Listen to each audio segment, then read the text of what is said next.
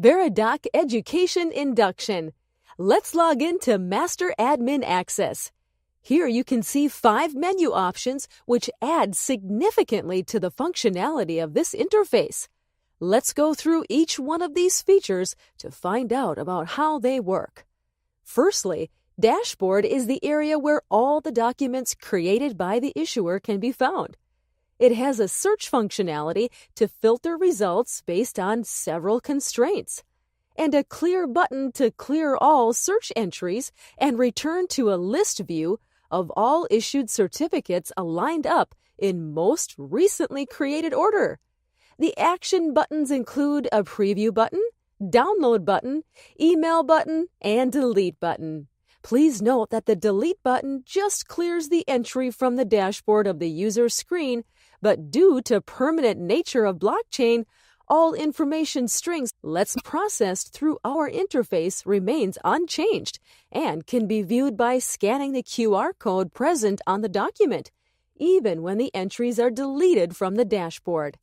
Let's move on to Create New option.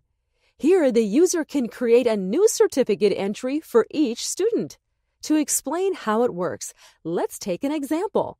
Once I fill details in all these columns, then comes the Adding Scope items, where user will select the course code from the drop-down menu and units under those course code.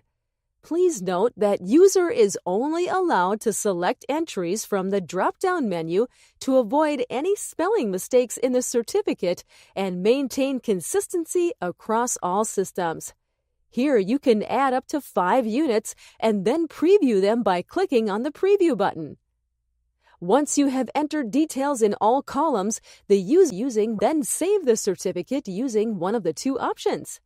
Before the document is saved and processed to blockchain, a final preview of document is shown where the user can review all the details before processing the document.